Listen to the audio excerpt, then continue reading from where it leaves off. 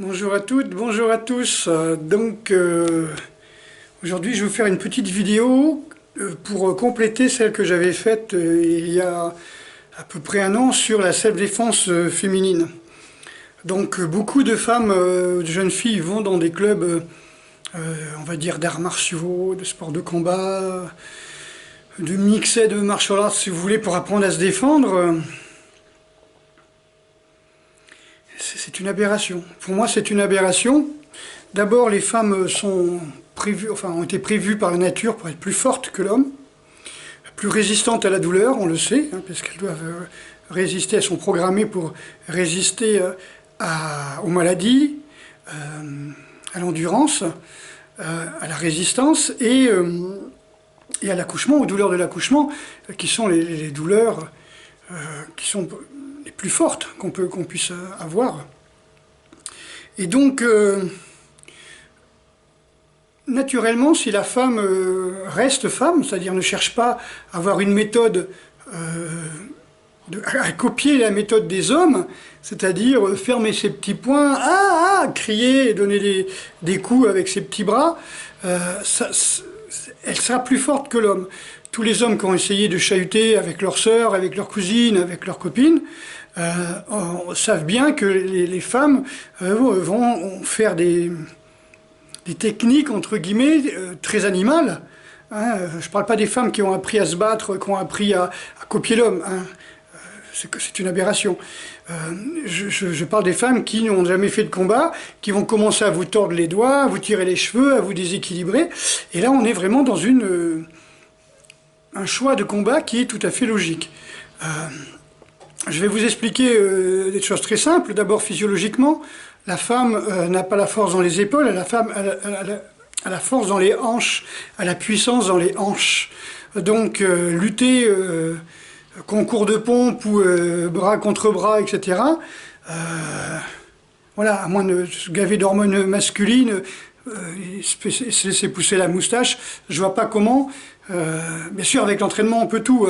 Je veux dire, une femme déménageuse avec un homme vagin en 5e ou 6e année de sciences sociales à l'université, c'est sûr que la nana, elle va lui foutre une rousse, même à la force, quoi. Mais voilà, quoi, la femme a la force dans les hanches et pas dans les épaules. Donc, physiologiquement, le poids n'est pas dans les épaules, la force n'est pas dans les épaules. Ensuite, vouloir lutter contre les gars avec des techniques de gars, c'est comme si... Vous voyez ce que je veux dire? C'est comme si un homme voulait transformer la femme avec des techniques d'homme pour s'assurer que c'est lui qui va gagner. C'est sûr, si on met un mec face à une nana dans des techniques de combat de mec, le mec va gagner, puisque c'est lui qui a créé à la fois les règles, à la fois les techniques de combat, etc. Alors, il faut bien comprendre une chose, je vous l'ai déjà expliqué. L'homme a deux combats. Le mâle dans le royaume animal a deux sortes de combats. Un combat rituelique pour séduire les femelles, où il va s'affronter avec un autre mâle et il va le bagarrer. Vous voyez, il va le bagarrer, voilà, on va appeler ça comme ça. Il va le chahuter, il va le bagarrer, sans chercher à le blesser, parce qu'entre mâles de même espèce, on ne cherche pas à se blesser, ni encore moins à se tuer. Et donc, il va montrer simplement à la femelle que c'est lui le plus fort, et donc, c'est ces gènes qui doivent être reproduits. Comme je l'ai dit dans ma précédente vidéo, tous les animaux de la Terre, peut-être moins l'homme, l'homme décérébré, l'homme dégénéré, le fumeur de joint, l'alcoolique, le tabagique, tout ça, tous ces gens-là qui bousillent leur patrimoine génétique, qui vont transmettre à leurs enfants, si par malheur ils en ont, qui vont leur transmettre un patrimoine génétique dégénéré, encore plus faible. Tous les autres animaux cherchent à devenir les plus forts et les femelles vont avec l'animal le plus fort de façon à pouvoir transmettre des gènes de plus en plus fortes. Si vous prenez l'exemple des lapins et des renards, les renards mangent des lapins, ils mangent les lapins les plus faibles. Et le renard le plus faible qui ne peut pas manger le lapin le plus faible, il meurt de faim. D'accord? Donc les renards deviennent de plus en plus forts pour pouvoir se nourrir de plus en plus de lapins. Et les lapins essayent d'être de plus en plus forts pour laisser les malades se laisser mourir, se laisser manger par les renards. De toute façon, c'est la loi de la nature. On n'est pas rien. Alors, quand on te dit plus fort, ça peut être les plus malins, ceux qui s'adaptent le plus, ceux qui résistent le plus. Voilà, quand on parle de plus fort, je ne parle pas de force physique. Dans un combat, c'est pareil, hein, quand deux mâles s'affrontent, c'est pas forcément le plus fort physiquement, mais c'est celui qui est le plus malin, c'est celui qui réussit. Donc quoi qu'il arrive, c'est celui que la nature a désigné pour transmettre ses gènes. Voilà. Donc je parlais du coronavirus, qui était une chance pour l'humanité, parce que comme c'est un virus qui s'attaque aux voies respiratoires, bah, tous ceux qui... Vous voyez, eh ben, eux, ils s'attaquent déjà à leur voie respiratoire du matin au soir depuis des années. Donc ce seront certainement les premiers partis. Tout le monde dit que le coronavirus attaque aux personnes faibles et les personnes âgées en priorité. Les personnes âgées sont celles qui ont commis des erreurs communes, mais le plus longtemps possible. C'est sûr que si le mec, ça fait 3 semaines qu'il fume, le coronavirus, il ne pourra rien contre lui. Si le mec, ça fait 20 ans qu'il fume, 20 ans qu'il attaque ses voies respiratoires, il n'a plus de barrière, il n'a plus de protection, de cils protecteurs dans les voies trachéales. Bon, voilà quoi. Ça... Il s'est préparé lui-même à recevoir un jour le coronavirus. Ouais. Donc déjà ça, voilà. Et alors je parlais des 2 façons de se battre. La façon rituelle, pour pouvoir montrer aux femelles que c'est avec le vainqueur qu'il faut que les gènes se distribuent, se reproduisent, que les femelles se reproduisent. Et puis le deuxième combat, contre tous les animaux, c'est aussi le combat pour sauver sa vie. Sauf que l'homme, il sait surtout faire de la bagarre. On appelle ça du sport de combat, si vous voulez, de la boxe, du MMA, du taekwondo, du karaté, tous ces sports de combat, pour désigner le plus fort. Enfin, surtout quand il y a une touche et avec des gants. C'est sûr, quand on ne se touche pas, qu'on fait semblant de se toucher, c'est celui qui impressionne le plus l'autre qui va gagner, quoi. Mais dans des combats de ring, par exemple, bon là, faut y aller, faut être rapide, faut esquiver, faut avoir une bonne tactique, un bon entraîneur, et puis cogner. Et une bonne frappe, et puis voilà. Donc là, c'est la bagarre. Tous les sports, c'est de la bagarre. Ça reste des combats ritueliques avec un arbitre, en short ou en kimono, si vous voulez, sur une aire de combat bien déterminée, après un échauffement, une préparation, voire on connaît l'adversaire, on a vu ses vidéos de combat, on sait comment il agit, on a déjà préparé une stratégie de combat, une tactique, voilà. Ce qui n'arrive pas si un jour il y a un chien qui vous saute dessus ou 2 bonhommes avec des machettes. Voyez. Donc, on reste toujours dans la bagarre, on reste toujours dans le rite, dans le rituel, dans le rituelique, si vous voulez, avec l'arbitre, avec le règlement, que l'on respecte et toujours sans chercher à faire mal à la personne. La femme n'a pas ce truc-là. Elle n'est pas programmée pour faire ça. Elle est programmée pour détruire l'adversaire. C'est-à-dire qu'une femme, si vous l'attaquez, elle se sent en danger de mort. En sachant que si vous serrez un peu trop à la gorge, il n'y a pas la pomme d'Adam, il n'y a pas tout ça pour protéger. D'accord? Donc elle meurt très très vite. Et donc la femme, quand elle se sent agressée par un homme, ou par quelqu'un d'autre, hein, mais quand elle se sent agressée, pour elle, sa mémoire génétique dit « tu vas mourir ». Elle dit pas, tu vas faire un combat pour montrer au mec que c'est avec toi qu'il copule. Il suffit qu'elle se mette en débardeur, en short, et qu'elle dandine des fesses. Il n'y a pas de problème. Qu'elle enlève le débardeur et le short aussi. Donc il n'y a pas de besoin d'un combat rituelique pour séduire les gars, quoi. Même en Argentine, quoi. Il paraît que ça castagne pas mal parce qu'il y a plus de nanas que de mecs. Donc elles vont dans les bars et elles se castagnent entre elles. Elles prennent le rite des gars qu'elles n'ont pas. Elles ont déjà pris le péché d'Adam, c'est-à-dire le fait de travailler.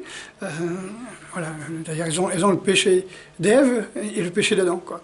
C'est-à-dire, elles doivent souffrir de l'accouchement et de saigner tous les mois. Ça, c'était la malédiction d'Ève. Et la malédiction d'Adam, c'était de devoir travailler pour nourrir sa famille. Mais les femmes auraient, il paraît, combattu pour pouvoir avoir le droit au travail. Je crois pas trop, c'est plutôt une manipulation des mecs pour les faire travailler et diviser les salaires par 2. Donc le truc, ça a été qu'elles ont accepté la malédiction d'Adam, en plus de la malédiction d'Ève. Ça, c'est un petit clin d'œil, j'en ai déjà parlé. Donc, l'homme a perdu le combat pour la vie, et la femme n'a jamais eu, on va dire naturellement, le combat rituelique. Donc, j'ai rien contre les femmes qui font des sports de combat comme la boxe et tout ça, mais il faut qu'elles cassent leur leur réflexe naturel de tueuse pour en faire des bagarreuses. La femme est plus une tueuse qu'une bagarreuse. L'homme est plus un bagarreur qu'un tueur. Voilà. C'est pour ça qu'on met toujours, comme je vais expliquer, dans un groupe de 5 des forces spéciales, on va toujours mettre une femme pour qu'elle aille jusqu'au bout du combat. C'est elle qui va appuyer sur le détonateur, c'est elle qui va lancer l'attaque, c'est elle qui va faire plein de choses, parce que sinon les mecs qui sont dans le rituel, ils disent, bon, c'est vrai, on a mis les explosifs, on a le détonateur, si on veut, on peut. Et ça suffit pour des bonhommes, ça suffit de... Et hop, et puis le bonhomme, il s'efface, ok. Mais la nana, elle va dire, non, non, non, il casse la gueule. Ça ne suffit pas, ça ne suffit pas. Donc, je fais pas, on peut dire, je dis pas que l'homme est supérieur à la femme ou la femme est supérieure à l'homme. Je dis simplement, on a deux façons de comparer, deux façons de fonctionner différents, pas justement de ne pas comparer, mais de fonctionner différemment. La femme n'a pas de rituel naturel de combat, elle a du combat pour sauver ses petits et pour sauver sa vie. L'homme, il a 2 combats, celui pour séduire les femelles et celui pour sauver ses petits et voire sauver sa compagne. Mais dans les bagarres, si vous regardez, c'est surtout les nanas qui vont jusqu'au bout alors que l'homme va s'écraser parce que justement, il est dans la soumission. Ça, c'était un premier plan que je voulais dire. Deuxième plan, la femme, pourquoi la femme se fait tuer? Alors pourquoi il y a tant de viols, pourquoi il y a tant d'agressions, et pourquoi les femmes sont-elles autant victimes? C'est parce que souvent elles se mettent dans l'émotion. Donc l'émotion va bloquer leur réflexe intuitif de bagarre, pas de bagarre, pardon, de sauver leur vie. Alors l'homme, il est fort, il travaille avec sa force, et la femme, bien sûr, ne peut pas égaler la force de l'homme physique. Encore une fois, en plus, c'est pas dans les épaules, etc. Donc, à la rigueur, comme elle a la force dans les hanches, il faudrait qu'elle fasse des balayettes, des balayages, des machins comme ça, qu'elle se renforce à faire des balayages. Et l'homme, comme il a la force dans les épaules, il va faire un demi-tour, il va tomber. Ça, c'est juste un petit truc. L'homme, il a la force dans les épaules, donc il essaye de manipuler la femme, de tirer dans tous les sens. Donc, il faudrait que la femme arrive à gérer ses émotions. Si la femme arrive à gérer ses émotions, je garantis qu'il va y avoir une espèce d'observation froide de la situation, et après on passe dans le mode je te mets les pouces dans les yeux, je te pète les cervicales, voilà, c'est-à-dire toutes les techniques que je montre mais gentiment, sans méchanceté, sans violence, que je montre lors de mes stages de self-défense. À savoir que, comme j'ai dit, il y a beaucoup de techniques, je ne parle pas forcément du Tai Chi de Wing Chun, mais qui ont été créées par des femmes, qui sont des techniques qui ont été faites par des femmes contre des hommes. Donc des vraies techniques de combat, alors qui datent du 5e siècle en Chine, etc. Puisque le dernier rempart qui protégeait l'empereur, c'était les femmes, c'était les concubines, une fois que tous les soldats ont été tués. Donc il fallait que les concubines sachent se battre. Donc autre chose que je voulais vous dire, voilà, si vous contrôlez vos émotions, vous arrivez à passer à travers le pyramidal, c'est-à-dire à travers un blocage, c'est-à-dire quand on est vraiment bloqué dans le néocortex, on n'arrive pas à laisser le corps agir. Si on switch le néocortex et qu'on laisse le cerveau reptilien agir, là le corps va agir, et effectivement c'est ce que font les femmes quand elles chahutent, elles commencent à tordre les doigts, elles vont jusqu'au bout de leur geste, et vous allez vous retrouver avec 3 doigts de foulée, des griffures, des claques dans les yeux, ou sur les oreilles. Donc ça c'est naturel, c'est le combat naturel des femmes. Donc le deuxième point, c'était la force physique. Le troisième point, c'est les émotions. D'accord ? Si vous laissez parler votre corps, si la femme laisse parler son corps, elle sera beaucoup plus, entre guillemets, efficace, pas forte, mais efficace, dans un combat avec l'homme. Quatrième point, oui, donc en fin de compte, le principe est que l'homme, on a dit chez l'homme, c'était fight or fly, c'est-à-dire en fin de compte, il a 3 façons de réagir lors d'une agression. C'est le combat, le fight, la fuite, fly, il se fout le camp, ou bien la sidération, c'est-à-dire il reste sidéré, il ne bouge pas. La femme n'a pas forcément, c'est pas moi qui le dis, hein, c'est une psychologue spécialisée dans la psychologie féminine, qui dit la femme, elle a plutôt tendance à négocier. Donc elle négocie, elle est sidérée, ou elle part, elle s'enfuit. Je pense que dans la réalité, elle est beaucoup sidérée. Si elle sort de la sidération, elle reste froide, donc elle est en dehors de l'émotion, et elle essaye de négocier. Hein, je vous ai rappelé déjà le film Baise-moi, qui est un film qui relate la vie de deux rebeux qui se... Voilà, je vous laisse regarder le film parce que c'est vraiment assez intéressant. C'est le Thelma et Louise, un petit peu à la française, qui résume très bien ça. Hein. Il y en a une lors d'un viol collectif qui se défend comme une folle et qui se fait tabasser, qui excite le mec en face, et l'autre qui lui dit « Allez, vas-y, baise-moi ». Et le mec... voilà, ça lui rend la nouille toute molle, et puis il dit allez fais pas chier, et puis voilà, et il ne viole pas la femme. En fin de compte, il y a plusieurs façons que je montre dans les stages qui viennent justement d'études de psychologues féminines, spécialisées justement sur la psychologie féminine en cas de viol. C'est une formation que j'ai faite il y a très longtemps, enfin il y a très longtemps, il y a 15 ans, mais qui m'est restée vraiment tellement c'est puissant. Il y a des façons de faire pour justement sortir l'homme du reptilien et le ramener dans le néocortex. Voilà, donc ça c'est encore autre chose. Et le ramener dans les émotions aussi. Alors que la femme doit essayer de sortir de l'émotion, sortir du néocortex par la pensée et revenir dans le reptilien et agir.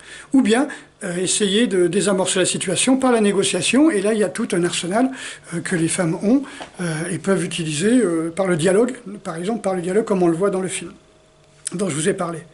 Voilà, donc laissez le corps agir, négocier, mais surtout, si vous ne pouvez pas vous enfuir, c'est éviter d'être sidéré et éviter d'être dans l'émotion. Parce que qui dit l'émotion dit aussi bien la panique que la sidération. D'accord? Voilà, c'était un petit détail. Là, je vois dans mes cours de systéma, là, je relis mes calculs. Là, on en est à, je sais pas moi, ça fait presque 18 heures de cours avec les plus grands professeurs de systéma mondiaux, on va dire, et j'avoue que c'est quelque chose, et je pense que plus on travaille sur la force, et moins on y arrive. Et c'est là que je me suis dit, tiens, ça me rappelle les cours que je donnais de self-défense féminine, où on disait, bah, vous n'allez pas chercher à lutter contre la force, parce que comme l'homme a plus de force musculaire, il va vous manipuler à droite et à gauche. Donc il y a autre chose à faire, il y a une autre voie, et c'est la voie, justement, on va dire, qui passe au départ par une sorte d'acceptation pour rester en dehors des émotions, et comme en méditation, hein, tout ça aussi j'enseigne, hein, arriver à avoir une espèce de mental zen, je sais pas, on va dire, et puis vous êtes dans l'observation, en dehors des émotions, et là vous laissez le corps faire. Voilà. Donc tout ça on le pratiquera dans mon prochain stage. C'est un stage de 4 jours qui terminera, qui terminera par un travail d'armes, hein. Donc machette contre machette, couteau, hache et hachoir si je reçois mes commandes. Et puis, ben voilà, donc de toute façon, quoi qu'il arrive, si l'homme se met à faire de la self-défense en prenant, on va dire, les avantages du combat féminin, comme le font beaucoup en Chine ou au Japon, avec des écoles qui ont été créées il y a plusieurs centaines d'années par des femmes, qui, elle, n'avait pas envie de faire du chichi, vas-y, je te montre mes épaules, je te montre mes tatouages, je te fous des coups de poing. Donc, elles sont pas dans ce truc-là. Il faut qu'elle aille au plus simple possible, au plus efficace possible, avec le moins de force physique possible, et ça marche. Bon, maintenant, 80%, on va dire, de notre jeunesse est devenue des tafioles, et bon, ils ont pas des épaules à la Lino Ventura, c'est pas des John Wayne. Voilà, c'est pas des gars qui ont une force. J'en vois plein dans les salles de musculation. Les pauvres, ils essaient de développer leur force alors qu'ils sont sous-vitalisés. Moi, je leur conseillerais quand même de faire du travail comme ça, hein, donc de trouver un bon prof de systéma ou de venir à mes stages, qui voient qu'on n'a pas besoin de force pour s'en sortir. Quand on demande à quelqu'un de devenir un animal, être complètement enragé, et là on se revient dans la cage aux folles, l'autre qui casse ses biscottes en la tartinant, quoi. Ça n'a aucun rapport. C'est quelqu'un qui est sous-vitalisé et qui essaie d'utiliser la force, ça en devient ridicule, d'accord ? On est né fort ou pas. Voilà. Donc, je vous envoie aux études du docteur Carton, hein, qui était le docteur que Georges Hébert citait souvent, justement, et d'ailleurs il avait établi des tests de vitalité, hein, en disant, ben voilà, si une personne est capable de faire ça et ça par rapport à son poids et sa taille, il a tant et tant de vitalité, qu'on appellerait de la bioénergie, hein, et quelqu'un qui n'a pas de bioénergie, qui n'a pas de vitalité, c'est pas en soulevant des poids qu'il va faire quelque chose en dehors de s'épuiser. D'accord, on va dire, même s'il arrive à augmenter sa force physique de 10%, voilà, c'est que dalle par rapport à un type qui est né costaud, et puis voilà. Donc, il y a une autre force qu'il faut travailler, hein, donc il y a une autre énergie. Donc, est-ce que je pense avoir le temps dans mon prochain stage, qui est du 5 au 8 mars, janvier, février, mars, ouais, 5 au 8 mars, donc bientôt, où j'expliquerai un petit peu le travail interne, le travail du travail des énergies, on va dire. Alors beaucoup disent ça n'existe pas, ben voilà pourquoi ça marche. D'accord, si ça n'existe pas, pourquoi ça marche. Donc voilà, ce sera un stage qui sera ouvert à toutes et à tous. Et ben là, vous verrez que les femmes sont plus fortes, sont plus énergétiques, sont plus motivées pour faire de la self-défense, parce que c'est leur vie qui est en jeu, et non pas simplement 2-3 cocards, une dent cassée, et puis une côte fêlée, quoi. D'accord, quand c'est des mecs qui se bagarrent, quoi, c'est souvent ça, quoi. Et le type, il s'en va, voilà, quand il a... Alors que quand un homme combat une femme, généralement, c'est pour le viol et la tuer, quoi. Donc la femme, elle a raison, tout à fait raison, de se sentir en danger de mort lorsqu'elle est agressée par un gars. D'accord ? Voilà, donc juste pour expliquer ces 4 points, hein, d'accord, hein, vous vous souvenez, donc l'homme n'a pas la femme n'a pas la force dans les épaules, n'a pas la même force physique, donc c'est pas la peine de vouloir jouer avec ça. Par contre, elle a beaucoup plus d'endurance, de résistance, et elle n'est pas programmée pour faire semblant, ce qui est un grand avantage.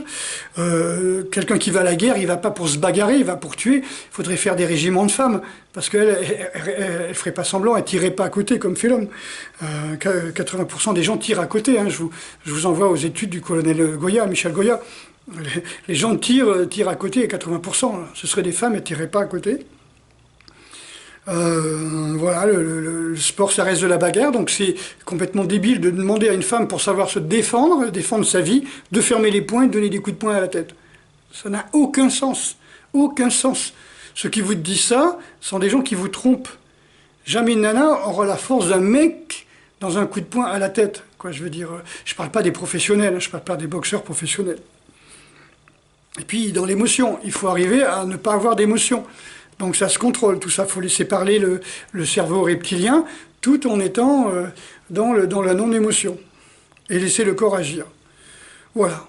C'est tout ce que je voulais vous dire. Et puis je dis bienvenue à tout le monde à mon stage. Et voilà, donc n'hésitez pas à demander les documents nécessaires pour vous inscrire. Si vous voulez plus de renseignements, je vous donnerai bien sûr mon adresse mail comme à chaque fois. Allez, à très bientôt.